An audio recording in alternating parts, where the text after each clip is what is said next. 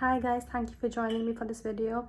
So basically आज की video काफ़ी ओवरड्यू है। काफ़ी टाइम से मुझे बहुत सारे लोग पूछ रहे थे कि यूके विज़िट वीज़ा कैसे अप्लाई किया जाए। बेसिकली अप्लाई करना तो सबको आता है, it's so easy. You go on the website, आप फॉर्म फिल करो, आप अप्लाई कर देते हो। लेकिन उसके बाद जो होता है वो बेसिक क्वेश्चन है। और आजकल I have seen so many people who have been coming to me, messages किए हैं उन्होंने मुझे, because to give you little back history, मेरी मामा का वीज़ा 2 दफ़ा रिजेक्ट हुआ और उसके बाद finally not through the visa process पर जिस भी तरह से उसको हमने किया और वो एक्सेप्ट हुआ और वो आ सकें, which is a big thing. क्योंकि हम में से बहुत सारे लोग जो इधर रहते हैं, वी ट्राई सो हार्ड कि हमारे पेरेंट्स इधर आएँ, हमसे मिलें, क्योंकि वी ऑल नो इधर हम बहुत लोनली फील करते हैं मोस्ट ऑफ द टाइम। और हम चाहते हैं कि हमारी फैमिली में से कोई आए और हमारे साथ टाइम स्पेंड करे। और वर्क कमिटमेंट्स और बहुत सारी ऐसी चीज़ें इधर ऐसी होती हैं जिनकी वजह से हम नहीं जा सकते, हम कहीं कहीं साल नहीं जा सकते।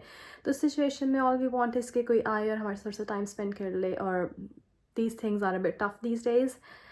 अमेरिका, कनाडा, यूके, हर जगह चीज़ टफ़ होती जा रही है। And the reason is I don't blame them. The thing is कि हम लोगों ने, हम में से ही कुछ लोगों ने सिस्टम को इतना अब्यूज़ और इतना मिसयूज़ किया है कि उसकी वजह से they have got no other option. वो सिस्टम और टाइट करते जा रहे हैं, वो चीज़ों को और ज़्यादा थॉरली देख रहे हैं and they want specific answers to specific things। और उनका एक तरीका है चीज़ों को देखने का, and which is their system and which we have to follow because we are living here। तो basically the easy way out to these things, what I found out, जो मुझे अपने एक्सपीरियंस से कुछ चीज़ें ऐसी थी जो काफ़ी ईजी लगी, जब मैंने उनको बैठ के समझा तो मुझे समझ आया कि what exactly they want from us, कि वो चाह क्या रहे हैं हमसे, वो मांग क्या रहे हैं हमसे, और हम उनको वो दे नहीं रहे होते और फिर उसके बाद हम डिसअपॉइंट हो जाते हैं।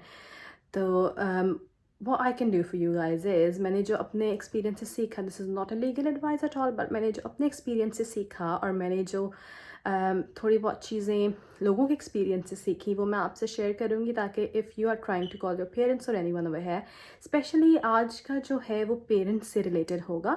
अगर आप पेरेंट्स को बुलाना चाह रहे हैं तो उसके लिए क्या रिक्वायरमेंट्स होती हैं और क्या चीज़ें वो हमसे मांगते हैं और क्या वो देखते हैं। और अगर आपका रिफ्यूज़ होता है तो don't be disheartened, you have got few chances जिससे आप कर सकते हैं। और देयर इज़ सिंपल थिंग कि अगर आपको नसीब में कहीं जाना लिखा है तो आप जाके रहेंगे, लेकिन you have to try your best. Because जब हम इधर इतना दूर रह रहे हैं, हम वर्किंग सो हार्ड, हम इतना ही अपनी लाइफ का एक मेजर टाइम और हिस्सा इधर लगा रहे हैं, तो वी वांट कि भाई हमारे पेरेंट्स या कोई आए हमारे साथ रहे और हमारे साथ अच्छा टाइम स्पेंड करे। तो विच इज़ फेयर इनफ, हर किसी का राइट है ये। तो इसलिए आज हम बात करेंगे यूके विजिट वीज़ा के बारे में। So coming to the main topic now, basically अब जो क्वेश्चन है आजकल जो विजिट वीज़ा पे रीज़न रिफ्यूज़ल का ज़्यादा से ज़्यादा, वो ये है कि हमेशा से शुरू से ये चीज़ है और अब वो ज़्यादा होती जा रही है। पॉइंट नंबर 1 जो वो आपको कहेंगे वो ये है कि you are not a genuine visitor, और उसको प्रूव करना कभी कभी नामुमकिन हो जाता है, क्योंकि आप कैसे उनको समझाओ कि आप जेन्युइन विजिटर हो या नहीं।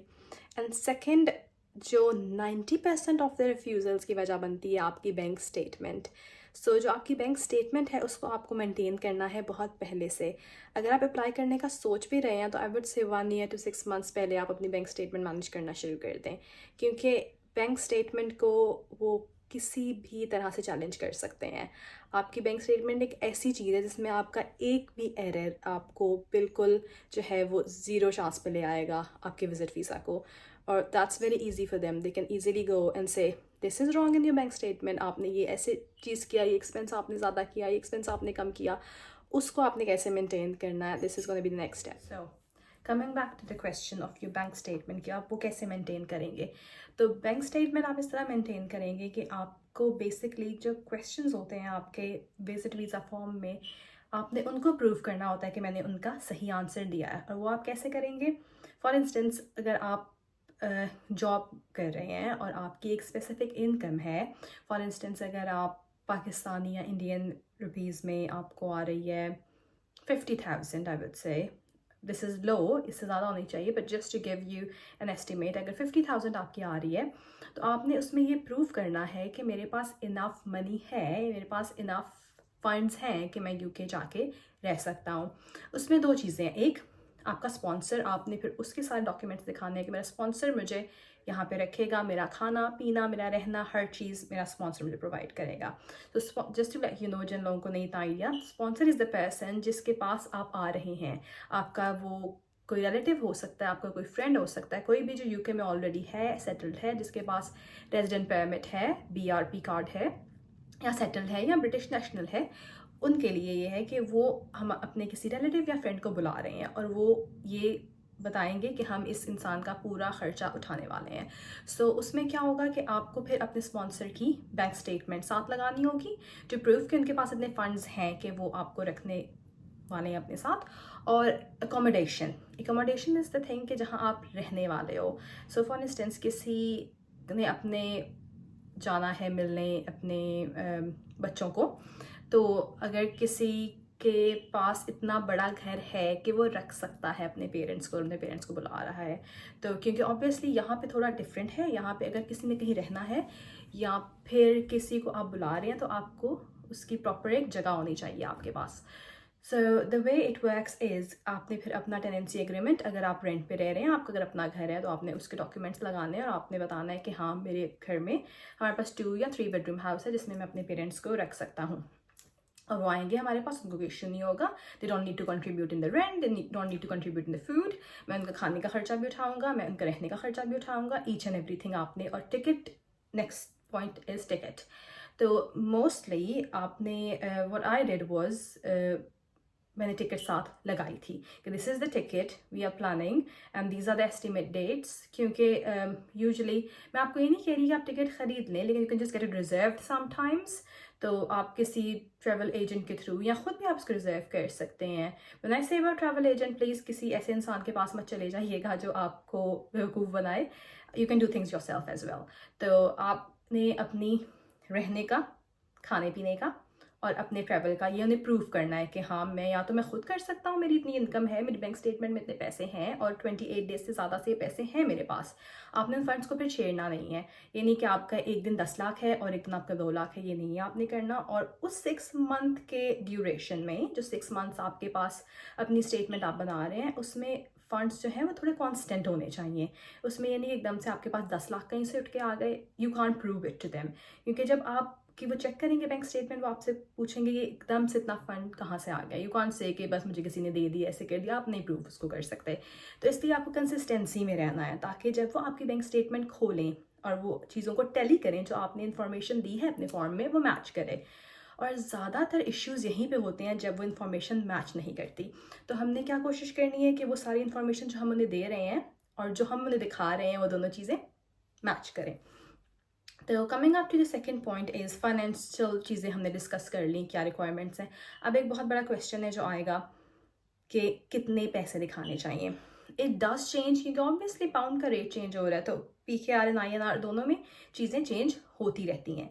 तो आपने उस हिसाब से basically, if you go on the website, if you go on the form, वो एक एस्टिमेट आपको देते हैं कि as a visitor, not on the form, I am sorry, on the website, ये एस्टिमेट देते हैं कि विजिटर को इतना उसका एक्सपेंस आ सकता है। उस हिसाब से आपने मैनेज करना है। आई वुड से जितना ज़्यादा दिखा सकते हैं आप दिखाएं, जितने आपकी है, जितने आप कोशिश करें, जितना आप दिखा सकते हैं उतना आप दिखाएं।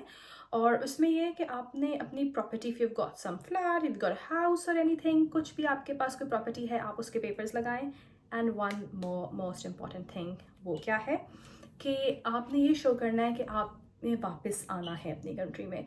अगर उनको इतना सा भी आप पे शक होगा कि आप इधर ही रहने वाले हो, आप वापस नहीं जाने वाले अपनी कंट्री, इंडिया या पाकिस्तान, बांग्लादेश, कहीं पे भी, तो they are not gonna let you in their country. वो आपको अपने मुल्क में नहीं आने देंगे, क्योंकि ऑलरेडी यूके में इमिग्रेशन प्रॉब्लम्स बहुत ज़्यादा हो चुकी हैं। जो उनका टारगेटेड नंबर ऑफ इमिग्रेंट्स था वो कहीं ज़्यादा ऊपर हो चुका है, इसकी वजह से गवर्नमेंट पे बर्डन हो रहा है। Not everyone is contributing to the economy. हर बंदा नहीं उस तरह से काम कर रहा, हर बंदा नहीं मुल्क में कंट्रीब्यूट कर रहा, जिसकी वजह से बहुत सारे इकोनॉमिक प्रॉब्लम्स आ रहे हैं। And what they are trying to do is कि कम से कम नंबर ऑफ इमिग्रेंट्स हों। और उनको यही होता है कि हम में से usually some people are doing this and they were doing it, कि वो विजिट वीज़ा पे आते थे और वो फिर they slipped into the system, उसके बाद वापस ही नहीं जा रहे थे। उसकी वजह से अब सब के लिए रूल्स बहुत टफ हैं। सो द क्वेश्चन इज़, अगर वो आपके विजिट वीज़ा पे रिफ्यूज़ल, जिन लोगों ने ऑलरेडी अप्लाई किया और उनका रिफ्यूज़ हो गया, अब ये मैं उनके लिए नेक्स्ट स्टेप बताने जा रही हूँ कि अगर वो ऑलरेडी आपको ये कह चुके हैं कि you are not a genuine visit है, या उन्होंने आपकी बैंक स्टेटमेंट को टारगेट किया है, अगर उन्होंने आपको सिर्फ बैंक स्टेटमेंट को किया तो यू स्टिल हैव चांस, आप सेकंड टाइम अप्लाई कर सकते हैं। जो चीज़ें उन्होंने कही हैं आप उन पर वर्क करें और आप दोबारा अप्लाई कर सकते हैं। लेकिन अगर उन्होंने आपको कहा you not a genuine visit है, तो फिर उसको आपको प्रूव करना पड़ेगा। पॉइंट नंबर 1, आपने स्ट्रॉन्ग टाइज दिखानी है अपनी कंट्री के साथ कि मेरी कंट्री के साथ भी स्ट्रॉन्ग टाइज है, मेरे पास कुछ ऐसा है जिसके लिए मैंने वापस आना है। सो फॉर द पीपल जिनके अभी छोटे बच्चे अंडर 18 है, they can show all the data and record कि ये हमारे बच्चे हैं, इनको हमारी ज़रूरत है, हमने इनके पास वापस आना है।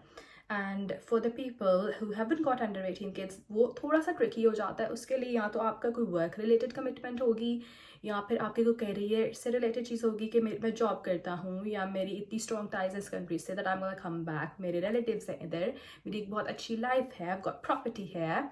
तो उसके लिए आपको ये शो करना है, आपने सिर्फ उनको ये सेटिस्फाई करना है कि मैं वापस आऊँगा अपनी कंट्री में, मुझे आपके मुल्क में आके रहने का कोई हद से ज़्यादा शौक नहीं है, बस मुझे जाना है, किसी से मिलना है और मैंने वापस आ जाना है। सो बेसिकली ये आपने उनको प्रूव सारे पॉइंट्स मैंने आपसे डिस्कस किए हैं आज, ये थे आप अप्लाई अगर करने लगे हैं उसके लिए। अब इसका एक नेक्स्ट सेकंड स्टेप आता है, नेक्स्ट सेकंड स्टेज जो आती है वो है कि अगर आपका रिफ्यूज़ हो चुका है, अगर आपका विजिट वीज़ा ऑलरेडी रिफ्यूज़ हो चुका है 1 दफ़ा या 2 दफ़ा या कुछ केसेस में 3 दफ़ा भी हो जाता है, तो don't lose hope, there is always a वे।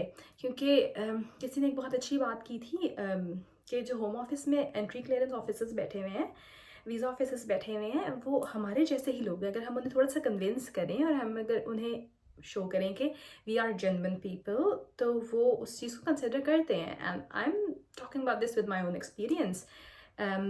आज की वीडियो मुझे लगता है काफ़ी लंबी हो गई है। नेक्स्ट वीडियो में मैं आपको बेसिकली बताऊंगी कि अगर रिफ्यूज़ हो चुका है, क्योंकि अब विजिट वीज़ाज़ में आप अपील नहीं कर सकते, आप एडमिनिस्ट्रेटिव रिव्यू नहीं कर सकते, और जब आप ये सब नहीं कर सकते तो फिर आपने क्या करना है, आपकी ऑप्शन क्या है? तो उसमें सिर्फ और सिर्फ एक ऑप्शन है, to go for a judicial review. उससे पहले एक चीज़ होती है जिसे कहते हैं pre action protocol, PAP platform. उसका मैं आपको बताऊंगी। I did it all myself for my mum. मैं किसी लॉयर के थ्रू नहीं गई थी, और मैंने ये सब खुद किया था, खुद से पढ़ के इंटरनेट पे, गवर्नमेंट की वेबसाइट पे हर चीज़ को थॉरली रीड करके। I had a few look at videos as well, YouTube पे वीडियोज़ भी देखी। और मेरा आज की वीडियो बनाने का बेसिक जो मकसद था, जो बेसिक कॉज था, वो यही था कि मैं किसी की हेल्प कर सकूं। क्योंकि I know I have been here कि जब आप इन चीज़ों से गो थ्रू कर रहे होते हो तो लिटिल हेल्प काउंट्स। कोई थोड़ी सी भी आपको सजेशन दे देता है या कोई अच्छी इन्फॉर्मेशन आपसे शेयर कर देता है, तो it does help a lot. So I will meet you guys in the next video, और उसमें मैं आपको बताऊंगी what to do if your UK visit visa has been refused. Take care till then, bye guys, see you in the next video.